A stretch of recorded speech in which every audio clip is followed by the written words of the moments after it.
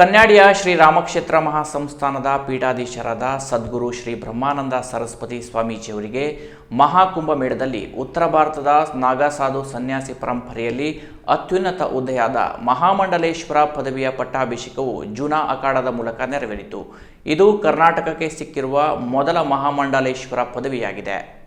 ಧಾರ್ಮಿಕ, ಆಧ್ಯಾತ್ಮಿಕ ಹಾಗೂ ಸಾಮಾಜಿಕ ಕ್ಷೇತ್ರದಲ್ಲಿ ಉನ್ನತ ಸಾಧನೆ ಮಾಡಿದವರಿಗೆ ಈ ಪದವಿಯನ್ನ ಪ್ರದಾನ ಮಾಡುವುದು ಅಖಾಡದ ವಾಡಿಕೆ.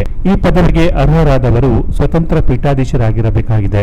ಪಟ್ಟಾಭಿಷೇಕಕ್ಕೂ ಮುನ್ನ ಅಖಾಡದಲ್ಲಿರುವ ಕ್ಯಾಬಿನೆಟ್ ಸದಸ್ಯರು ಸ್ವಾಮೀಜಿಯವರ ಆಧ್ಯಾತ್ಮಿಕ ಸತ್ಸಂಗವನ್ನ ಪರಿಶೀಲಿಸಿ ಬೈಠಕ್ನಲ್ಲಿ ಚರ್ಚಿಸಿ ಗೌರವ ಪ್ರದಾನ ಮಾಡುವುದಾಗಿದೆ. ಶ್ರೀಗಳು ಮುಂದೆ ರಾಷ್ಟ್ರಾದ್ಯಂತ ಧರ್ಮ ಪ್ರಚಾರದ ಜೊತೆಗೆ ಆಧ್ಯಾತ್ಮದ ಉನ್ನತ ಸಾಧನೆಗಾಗಿ ಧಾರ್ಮಿಕ ಮೌಲ್ಯಗಳನ್ನು ಮತ್ತಷ್ಟು ಬಲಿಷ್ಠಗೊಳಿಸಲು ಅರ್ಹತೆ ಉಳ್ಳವರಾಗಿದ್ದಾರೆಂದು ಪರಿಗಣಿಸಿ ಶ್ರೀ ಬ್ರಹ್ಮಾನಂದ ಸರಸ್ವತಿ ಸ್ವಾಮೀಜಿಯವರಿಗೆ ನಾಗಾಸಾಧು ಸನ್ಯಾಸಿ ಪರಂಪರೆಯಲ್ಲಿ ಜುನಾ ಅಖಾಡ ಈ ಜವಾಬ್ದಾರಿಯನ್ನು ನೀಡಿದೆ.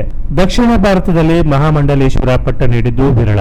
ಸ್ವಾಮೀಜಿಗಳ ಪೈಕಿ ಕನ್ಯಾಡಿ ಶ್ರೀ ರಾಮಕ್ಷೇತ್ರದ ಸದ್ಗುರು ಶ್ರೀಗಳ ಮೂಲಕ ಕರ್ನಾಟಕಕ್ಕೆ ಬರುವ ಪ್ರಪ್ರಥಮ ಮಹಾಮಂಡಲೇಶ್ವರ ಪದವಿಯಾಗಿದೆ. ಈ ಪಟ್ಟಾಭಿಷೇಕರಾದವರಿಗೆ ಧಾರ್ಮಿಕ ಪುರುಷನಿಗೆ ರಾಷ್ಟ್ರಾದ್ಯಂತ ವಿಶೇಷ ಸೌಲಭ್ಯ ನೀಡಲಾಗುತ್ತದೆ. ವಾರಣಾಸಿಯ ಪಂಚದರ್ಶನಾಮ ಜುನಾ ಅಖಾಡದಲ್ಲಿರುವ ಸಾಧು ಸಮಾಜದ ಮಹಾಮಂಡಲೇಶ್ವರ ಆಚಾರ್ಯರಾದ ಅವಧೇಶಾನಂದ ಗಿರಿ ಮಹಾರಾಜರು ಈ ಪುಣ್ಯ ಕಾರ್ಯದ ಪಟ್ಟಾಭಿಷೇಕವನ್ನು ಶುಕ್ರವಾರ ಮಹಾಕುಂಭಮೇಳದಲ್ಲಿ ನಿರ್ವಹಿಸಿದರು.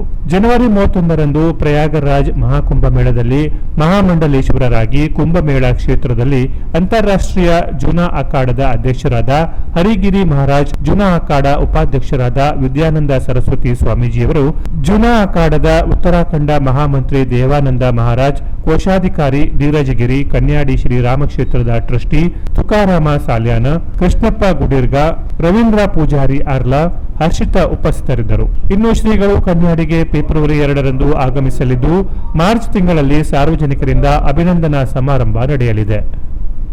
Canara press news, Kumta.